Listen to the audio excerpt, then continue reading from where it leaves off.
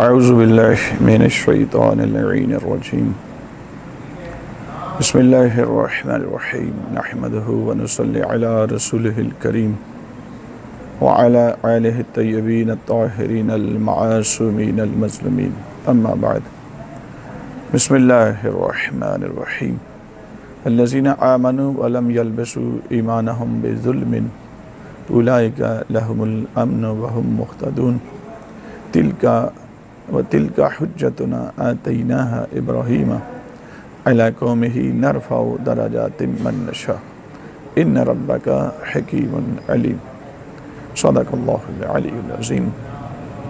حمد و ثنا صلی اللہ جل شانہ کی جو لائق حمد و ثنا ہے اور درود و سلام ان ذوات مقدسہ و مطہرہ پر جو لائق درود و سلام ہے، اور نفرت و لعنت ایسے لوگوں پر جو لائق نفرت و لعنت ہے۔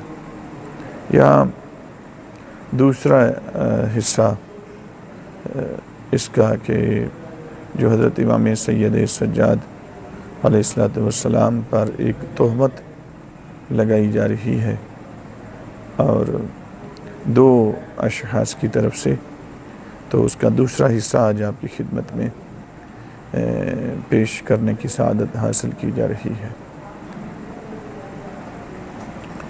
جس میں حضرت امام زین العابدین علیہ السلام کے لیے ایک روایت پیش کر کے تو پھر امام کو یزید کے آگے نعوذ باللہ بیعت اور اپنے آپ کو اس کا نعوذ باللہ غلام ماننا، اور اس کا اپنے آپ کو اپنا آقا ماننا نعوذ باللہ، یہ سارا اس روایت کے اندر یہ بیان کر کے فتنہ و فساد برپا کرنے کی کوشش کی گئی، اور مکتب اہل البیت کو اور جناب سیدہ صلوات اللہ علیہا اور مظلوم کربلا حضرت امام حسین علیہ السلام کی شہادت کے بیانیے کو بھی اس طریقے سے ختم کرنے کی یہ کوشش کی گئی۔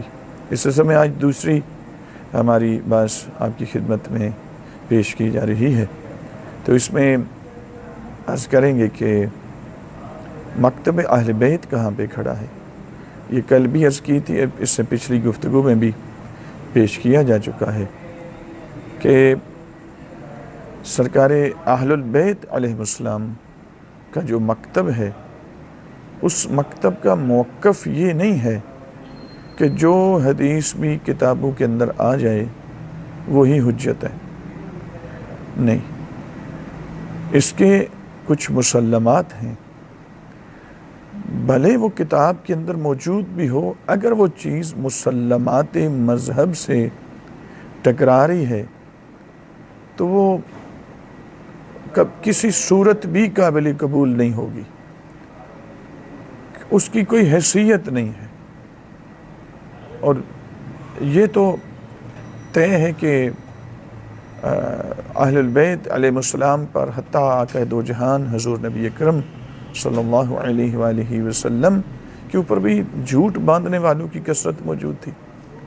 تو ایسے میں اہل البیت علیہ السلام نے کیا اس کا حل دیا ہے کہ جب جھوٹ باندھنے والوں کی کثرت ہو اور اہل البیت علیہ السلام سے یا آقا دو جہان رسول اللہ صلی اللہ علیہ وآلہ وسلم کی طرف کوئی روایت منسوب کی جائے تو کیا پیمانہ دیا ہے۔ تو اس میں عرض کی تھی کہ مرجحات دو قسم کے ہوتے ہیں، مرجحات منسوسہ، مرجحات غیر منسوسہ۔ مرجحات منسوسہ 12 قسم کے ہوتے ہیں، مرجحات غیر منسوسہ کی تعداد 29 بیان کی گئی ہے۔ اصول الفقہ کی کتب میں یہ بڑی تفصیل کے ساتھ موجود ہے، وہاں مطلب یہ آپ رجوع کر سکتے ہیں۔ میں صرف اس کا ایک مرجح جو وہاں میں سے ایک مرجح میں پیش کرنے جا رہا ہوں۔ پہلی گفتگو میں ہم نے کہا کہ جو مخالف عامہ ہو، چونکہ مرجحات میں سے جب آپ دیکھیں گے تو جب دو روایات آپس میں ٹکرا رہی ہوں تو وہ دو روایات میں سے کون سی روایت کو لینا ہے، تو یہاں پہ ان مرجحات تعادل التراجی کے باب میں جائیں گے اصول الفقہ کے اندر، اور اصول الفقہ میں جو تعادل التراجی کا باب ہے کہ بڑا وسیع عنوان ہے، جس پر ہر سال بزرگان درس خارج کی بحثیں کرتے ہیں، حتیٰ جو درسی کتب حوزوی ان کے اندر بھی یہ انتہائی اہمیت کے ساتھ اس باب کو پڑھایا جاتا ہے طلاب کو۔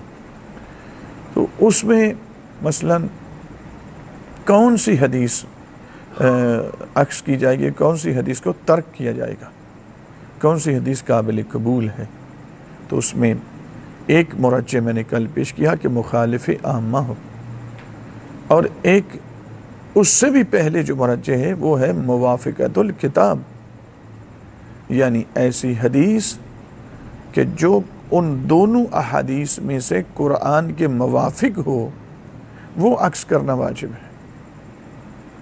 یہ تو نہیں نہ ہو سکتا کہ دو احادیث آپس میں ٹکرا رہی ہیں تو دونوں ہی قرآن کے موافق ہو جائے، یہ تو نہیں ممکن ہی نہیں ہے نا، چونکہ قرآن میں تو کنٹراڈکشن آ نہیں سکتا، تضاد و تعارض و تزاحم کسی صورت آ نہیں سکتا، تو لیکن احادیث میں آ سکتا ہے۔ تو احادیث میں چونکہ راویوں کی طرف سے بہت ساری چیزیں من گھڑت بھی منسوب کر دی جاتی ہیں، تو وہاں پہ آپ کو دیکھنا ہوگا کہ دو چیزیں جب اہل البیت علیہ السلام کی طرف منسوب ہوں دو احادیث، تو ان میں سے کون سی، تو اس میں سے جو مرجحات منصوصہ ہیں ان میں سے ایک ہے موافقت الکتاب، یعنی قرآن حکیم کے جو موافق ہوگی اس کو عکس کرنا واجب ہے۔ اس سلسلے میں بہت ساری احادیث اصول کافی میں یہ باب العکس بالسنہ و شواہد الکتاب ہے، باب و اختلاف الاحادیث بھی اسی اصول کافی کے اندر موجود ہے، جلد نمبر 1 صفحہ نمبر 89 کے اندر بھی پورا باب ہے، اس میں آگے متعدد احادیث ہے۔ مثلا حضرت امام جعفر صادق علیہ السلام سے یہ حدیث ہے، وہ فرماتے ہیں قال رسول اللہ صلی اللہ علیہ وآلہ وسلم ان علی کل حقیقت وعلی کل ثواب نورا فما وافق کتاب اللہ فخذوہ وما خالف کتاب اللہ فادعوہ، کہ امام علیہ السلام فرماتے ہیں ہمارے نانا جان نے فرمایا کہ ہر حقیقت کے اوپر ایک نور ہے، بس جب کوئی حدیث بھی تم تک پہنچے تو اس کو قرآن پر پیش کرو، اگر قرآن کے موافق ہے تو اسے لے لو، سمجھ لو کہ ہم نے کہا ہے، اگر قرآن کے مخالف ہے تو اس کو طرد کر دو، اس کو چھوڑ دو، سمجھ لو کسی بندے نے ہم سے جھوٹ منسوب کر دیا۔ یہ اس باب کی پہلی حدیث ہے۔ متعدد احادیث یہاں پر موجود ہیں۔ اسی طرح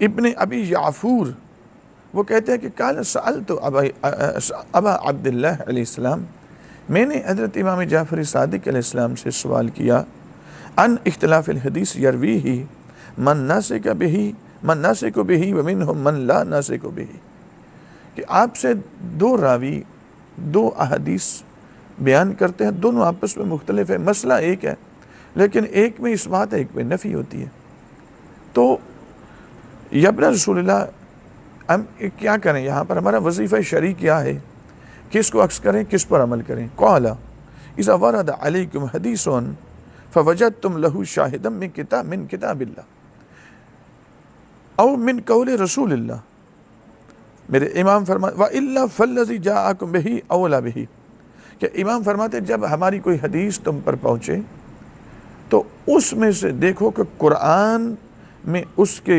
مطابق کوئی گواہی موجود ہے، اگر قرآن اس کی گواہی دے رہا ہے تو سمجھ لینا یہ ہماری حدیث ہے، ہمارے نانا جان آقا دو جہان رسول اللہ صلی اللہ علیہ وآلہ وسلم کی حدیث ہے۔ میں مرجحات میں سے پہلا مرجح پیش کر رہا ہوں، اس کے مطابق آپ نے دیکھنا ہے کہ یہ والی روایت جو پیش کی جا رہی ہے دو افراد کی طرف سے کہ نعوذ باللہ امام سجاد علیہ السلام نے تقیتاً بیعت کر لی تھی، یہ کہاں تک درست ہے؟ یہ قرآن کے موافق ہے یا نہیں؟ میں سے مرجح پیش کر لوں تو اس کے بعد انشاءاللہ 2-3 آیات پیش کروں گا اور اس میں انشاءاللہ واضح ہو جائے گا۔ اسی طرح یہ متعدد احادیث ہیں، اس میں امام فرماتے ہیں ایک اور حدیث میں، ایوب ابن الحر وہ کہتے ہیں سمعت ابا عبداللہ علیہ السلام، کہ میں نے امام جعفر صادق علیہ السلام کو فرماتے ہوئے سنا، یقول کل شیء مردود الی الکتاب والسنت وکل حدیث لا یوافق کتاب اللہ فہو زخرف، کہ ہر چیز پلٹائی جائے گی قرآن کریم پر اور ہمارے نانا جان کی سنت پر، اور ہر وہ حدیث جو قرآن کے موافق نہیں ہے وہ پھینک دینے کے قابل ہے۔ اب یہ یہاں پر تقریباً 12 احادیث اس ایک باب کے اندر محدث کلینی نے اصول کافی جلد نمبر 1 صفحہ نمبر 89 90 اور 91 3 صفحات ہیں، تب 12 احادیث یہاں پر موجود ہیں۔ تو یہ مرجحات مسلک اہل بیت یہاں پہ کھڑا ہے کہ کون سی حدیث قرآن کے موافق ہے، قرآن کے اندر اس کے خلاف موافق کوئی شہادت کوئی گواہی موجود ہے تو وہ لے لیں، آنکھیں بند کر کے تسلیم کر لیں۔ لیکن اگر قرآن میں اس کے موافق نہیں ہے بلکہ قرآن اس کی مخالفت کر رہا ہے تو یہ کسی صورت بھی قابل قبول نہیں ہے۔ کیوں؟ اس لیے کہ جس طرح آقا دو جہان صلی اللہ علیہ وآلہ وسلم قرآن کی مخالفت میں نہیں نا ایک لفظ بھی ایک حرف بھی ادا کر سکتے، اہل البیت علیہ السلام بھی اسی طرح نہیں کر سکتے۔ کیوں؟ اسی لیے تو رسول اللہ صلی اللہ علیہ وآلہ وسلم حدیث ثقلین میں فرما کے گئے ہیں، انی تارک فیکم الثقلین کتاب اللہ وعطرت اہل بیتی ما ان تمسکتم بہما لن تضلوا بعدی ابدا۔ اور میرے آقا فرماتے ہیں کہ میں تمہیں 2 چیزیں چھوڑ کے جا رہا ہوں، قرآن اور اپنی عطرت اہل بیت۔ اگر تم نے ان دونوں سے تمسک رکھا تو تم کبھی گمراہ نہیں ہوگے۔ کیوں؟ اس لیے کہ اہل البیت وہ ہیں جو کبھی قرآن کی مخالفت میں نہ جملہ کہتے ہیں نہ عمل کرتے ہیں، اور قرآن وہ ہے کہ اہل بیت کی مخالفت میں کوئی حکم صادر نہیں کرتا، جو قرآن کہتا ہے اہل البیت وہی کرتے ہیں۔ تو اہل البیت کی بھی وہی حدیث قابل قبول ہے، یعنی ان سے منسوب جتنی بھی ہے ان میں سے صرف وہ حدیث قابل قبول ہوگی جو قرآن پاک کے موافق ہوگی۔ اب میں وہ امریکہ میں بیٹھے اس شیطان شخص کو جو کہتا ہے کہ قرآن ناقص ہے، نعوذ باللہ، اگر ناقص ہوتا تو اہل البیت علیہ السلام اسی قرآن پر اپنی روایات پیش کرنے کا حکم کیوں دیتے؟ جب آگے سے آیات ہی نعوذ باللہ اس شخص کے عقیدے کے مطابق غائب ہیں تو پیش کرنے کا حکم کیسے؟ تو ناقص کام ہے۔ ایسا نہیں ہے، یہ فتنہ گر لوگ ہیں اور مکتب اہل بیت پر تہمتیں لگاتے ہیں اور اہل بیت پہ تہمتیں لگا رہے ہیں۔ آئیں ذرا دیکھتے ہیں، یہ تو طے ہو گیا کہ حدیث وہی قابل قبول ہوگی جو قرآن کے موافق ہوگی۔ اب یہ بتائیں کیا اہل البیت علیہ السلام میں سے حضرت امام حسین علیہ السلام نے یزید کی بیعت نہ کر کے اپنی گردن کٹوا کے اپنے بچوں کو اپنے بھائیوں کو اور اپنے خاندان کی عورتوں کو اسیر کروا کے کیا قرآن کے موافق عمل کیا تھا یا قرآن کے مخالف کیا تھا؟ اس وقت امام حسین علیہ السلام جب اس کی بیعت نہیں کر رہے تھے اور سر کٹوا رہے تھے حالت سجدہ میں، حتیٰ مدینہ سے نکلے ہیں تو مسلسل یہ کہتے آئے ہیں ان اہل بیت النبوہ و معدن الرسالہ و مختلف الملائکہ مثلی لا یبایع مثلا، جو بھی میرے جیسے اس جیسے کی کوئی بیعت نہیں کر سکتا۔ اس وقت قرآن کے موافق تھا یہ عمل؟ قرآن ان کے ساتھ تھا رسول اللہ کے فرمان کے مطابق؟ جب امام حسین علیہ السلام کے ساتھ تھا یہ قرآن چونکہ وہ اہل بیت میں سے ہیں، تو یہ بتائیں امام حسین علیہ السلام کی موافقت میں قرآن کھڑا ہے؟ امام حسین علیہ السلام اس لیے بیعت نہیں کر رہے، تو سید سجاد علیہ السلام قیدی ہونے کے باوجود تو بیعت نہیں کرتے، مدینہ میں آئے تو ڈر کے مارے نعوذ باللہ بیعت کر لیں۔ کیا اس وقت امام سجاد علیہ السلام کے ساتھ قرآن ہوگا؟ جو بات آپ تہمت لگا رہے ہیں امام زین العابدین علیہ السلام پر، تو اس کو کیا اس وقت یا تو یوں کہیں کہ امام حسین علیہ السلام کے موافق ہے اور امام کے نعوذ باللہ مخالف ہے، نعوذ باللہ. تو کوئی چیز بھی ان کا عمل یا ان کی حدیث، ان سے منسوب جو چیز بھی عمل ہو یا حدیث، وہ قرآن کے موافق نہیں ہوگی تو سمجھ لینا یہ کسی نے جھوٹی نسبت دی ہے ان کی طرف. ذرا دیکھیں تو صحیح، قرآن حکیم میں خداوند متعال نے سورہ انعام کے اندر کیا خوبصورت انداز میں انبیاء کی خصوصیات بیان فرمائی. انبیاء علیہ السلام کے لیے خدا فرماتا الذین آمنوا ولم یلبسوا ایمانہم بظلم، وہ لوگ جو صاحبان ایمان ہیں اور اپنے ایمان کو ظلم سے کبھی ملتبس نہیں کیا. اولئک لہم الامن وہم مہتدون، وہی تو ہیں جن کے لیے امن و امان ہے، سلامتی ہے، اور وہی تو ہیں جو ہدایت یافتہ ہیں. وَتِلْكَ حُجَّتُنَا آتَيْنَاهَا إِبْرَاهِيمَ عَلَىٰ قَوْمِهِ، اور یہ تو ہماری وہ حجت ہے جو ہم نے اپنی ابراہیم کو ان کی قوم کے مد مقابل عطا کی تھی. اس کے بعد نرفع درجات من نشاء، ہم اس وجہ سے جس کا درجہ چاہتے ہیں بلند کر دیتے ہیں.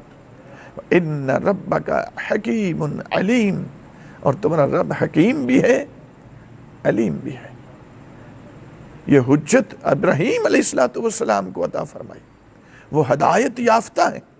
اور پھر آگے خدا فرماتا ہے وَوَهَبْنَا لَهُ إِسْحَاقَ وَيَعْقُوبَ كُلًّا هَدَيْنَاهُ، ہم نے ابراہیم علیہ السلام کو اسحاق اور یعقوب عطا کیا اور ان سب کو ہم نے ہدایت دی. یہ وہبی ہدایت ہے، یہ کسبی ہدایت نہیں ہے. وَنُوحًا هَدَيْنَا مِن قَبْلُ وَمِن ذُرِّيَّتِهِ، اور حضرت نوح علیہ السلام کو اس سے پہلے ہدایت دی. وَمِن ذُرِّيَّتِهِ داؤد وسلیمان وایوب ویوسف وموسیٰ وہارون وَكَذَلِكَ نَجْزِي الْمُحْسِنِينَ، اور انہی کی ذریت میں سے حضرت داؤد علیہ السلام، حضرت سلیمان علیہ السلام، حضرت ایوب علیہ السلام، حضرت یوسف علیہ السلام، حضرت موسیٰ علیہ السلام، حضرت ہارون علیہ السلام.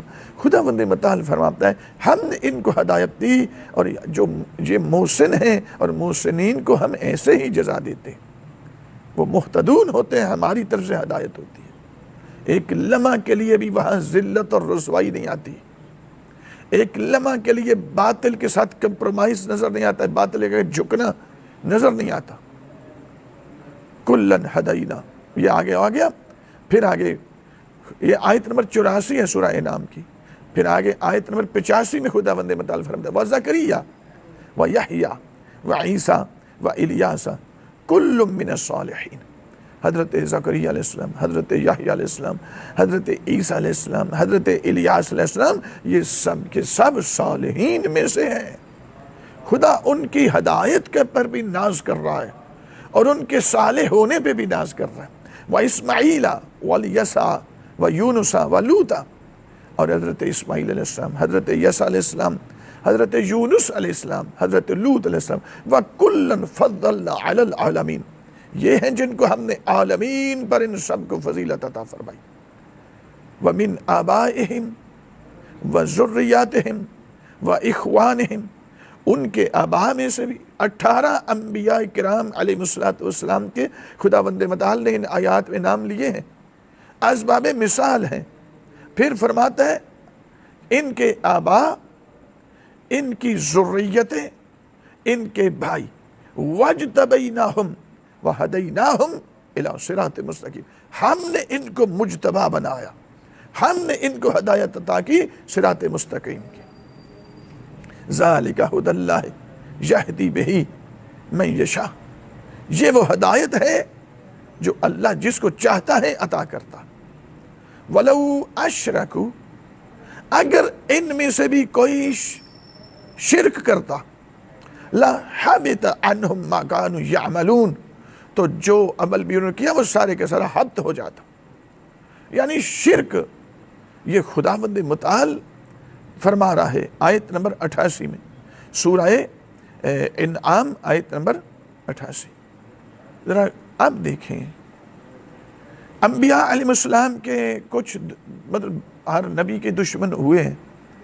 حضرت آدم علیہ السلام کا دشمن ابلیس، قابیل اور اولاد قابیل. اس طرح حضرت نوح علیہ السلام کی دشمن ان کی قوم، حضرت ادریس علیہ السلام کی دشمن کیا کچھ نہیں کیا انہوں نے.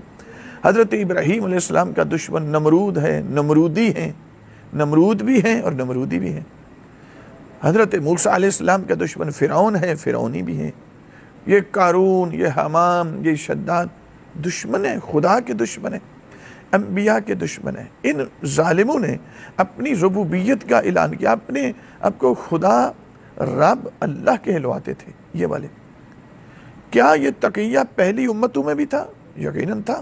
تو ہم جب تقیہ ثابت کرتے ہیں تو وہ تقیہ قرآن سے ثابت کرتے ہیں. اور پچھلے مثلاً مومن آل فرعون جو کہ حضرت موسیٰ علیہ السلام کے زمانے میں فرعون کا فوج کا سپہ سالار تھے وہ، لیکن اپنے ایمان کو چھپائے ہوئے تھے. تو پہلی امتوں میں تھا تقیہ. لیکن سوال پیدا ہوتا ہے کہ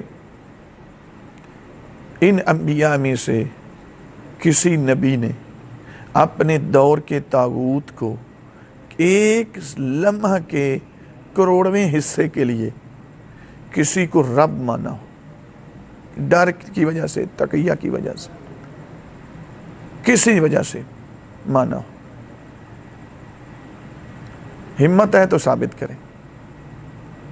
حضرت ابراہیم علیہ السلام نے منجنیق پہ بیٹھ کے آگ میں گرنا گوارا. یہ اگلی بات ہے، خدا نے اس کو گلزار میں بدل دیا. حضرت موسیٰ علیہ السلام نے وطن چھوڑنا گوارا کر لیا. حضرت یحییٰ علیہ السلام نے شہید ہونا، زکریا علیہ السلام نے درخت میں کٹنا 2 حصوں میں گوارا کر لیا. لیکن کسی شیطانی قوت کے آگے ایک لمحہ کے لیے جھکے نہیں ہیں.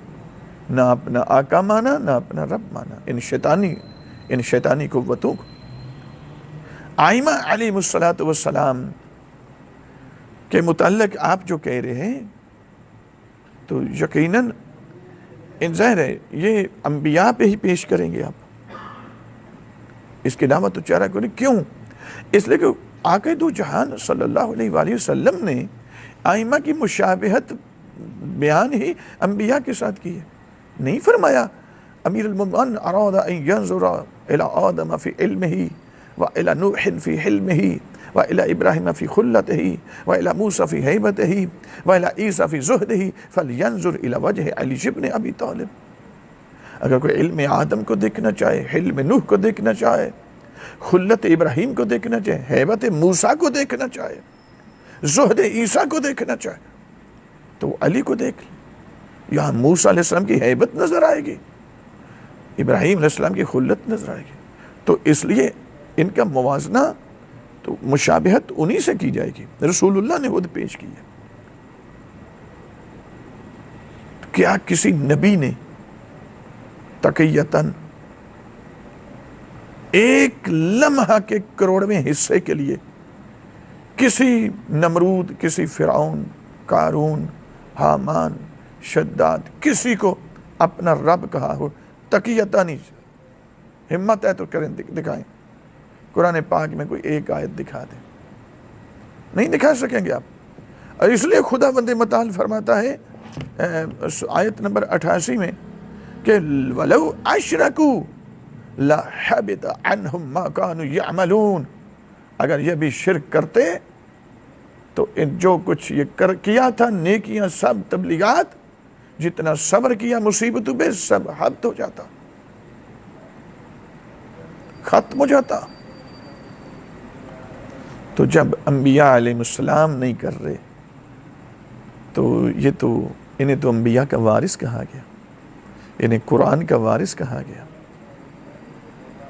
السلام علیک یا وارث آدم صفوت اللہ، السلام علیک یا وارث نوح نبی اللہ، السلام علیک یا وارث ابراہیم خلیل اللہ. زیارت وارث کے جملے انبیاء علیہ السلام کے لیے تو تقیہ اس مورد میں جائز ہے. اور ذہن میں رکھیں تقیہ کہاں پہ جائز ہوتا ہے. یہ ایک بات انشاءاللہ ہم اگلی اس کے حصے میں ہم آپ کی خدمت میں پیش کریں گے کہ تقیہ جو ہوتا ہے یہ احکام خمسہ کے تابع ہوتا ہے۔ لہذا کوئی ایک آیت دکھائیں جو امام سجاد علیہ السلام کی اس جو آپ منسوب کر رہے ہیں وہ اس کے موافق ہو، چونکہ حدیث وہ قابل قبول ہوگی جو موافق قرآن ہوگی۔ میرے آقا فرما کے گئے یہ قرآن سے جدا ہی نہیں ہوں گے، قرآن ان سے جدا نہیں ہوگا، تو ظاہر ہے۔ اور پھر مسلمات مذہب ہے، مرجحات منصوصہ میں سے پہلا مرجح ہے کہ ما وافق الکتاب فخذوہ وما خالفاہ فدعوہ۔ آپ کو چیلنج ہے دونوں کو، اسے قرآن کے موافق ثابت کریں۔ حضرت ابراہیم علیہ السلام نے ایک لمحہ کے لیے نمرود کو اپنا رب مانا ہو، تقیہ کی وجہ سے صحیح کریں ثابت۔ حضرت موسیٰ علیہ السلام نے ایک لمحہ بلکہ لعنت کی ہے۔ موسیٰ علیہ السلام تو موسیٰ نبی ہے نا، یا ابراہیم علیہ السلام تو ان کا تو ہیں ہی بڑی کمال کی ہستیاں، اور کیا موازنہ ہی کسی کا کیا ہو سکتا ہے، لیکن ان کے تو ماننے والے حضرت مثلاً ابراہیم علیہ السلام کی کنیز تھی، نمرود کی کنیز تھی جو مومنہ تھی، سمانہ خاتون، ان کے 4 بیٹے تھے، انہوں نے اس کو رب نہیں مانا، ان 4 بیٹوں کو بھی جلا کے راکھ کر دیا، اور اس ماں کو بھی، وہ جل کے بھی خدا کی ربوبیت کا اقرار کرتے رہے اور نمرود پہ لعنت کرتے رہے۔ ابراہیم علیہ السلام کے ماننے والے، اور وہ جو سمانہ خاتون ہیں ان کا عظمت یہ ہے کہ خدا نے روایات میں کہ جبرائیل علیہ السلام کو حکم دیا کہ جبرائیل ان کے جلے ہوئے ابدان میں زمین پہ دیکھنا گوارا نہیں کرتا، اٹھاؤ ان کے ابدان کو آسمان دنیا پہ، آسمان ثانی پہ، آسمان ثالث، آسمانوں پہ رکھو، اور جب ابدان رکھے گئے وہاں پہ تو خدا نے ان جلے ہوئے ابدان کے اندر اس کے اندر خوشبو پیدا کر دی کہ آج تک آسمان دنیا، آسمان ثانی، آسمان ثالث، آسمان رابع اسی خوشبو سے معطر ہو رہے ہیں۔ اور جب سرکاری ولی العصر علیہ السلام عجل اللہ فرجہ شریف تشریف لائیں گے، ظہور فرمائیں گے، تو یہ وہ سمانہ خاتون، معظمہ خاتون، وہ بھی اور ان کے 4 بیٹے بھی اتارے جائیں گے، اور 4 کو بیٹوں کو ماں سمیت 313 میں شامل کیا جائے گا۔ ابراہیم علیہ السلام کے ماننے والے اس درجے میں آپ وقت کے امام پہ اس طرح سے ہرزہ سرائی کریں اور پھر کہیں کہ آپ کی عزت بھی کی جائے، نہ، یہ نہیں ہوگی، توقع نہ رکھیں۔ خدا بند متعال آپ کے شر سے اس ملت کو محفوظ فرمائے۔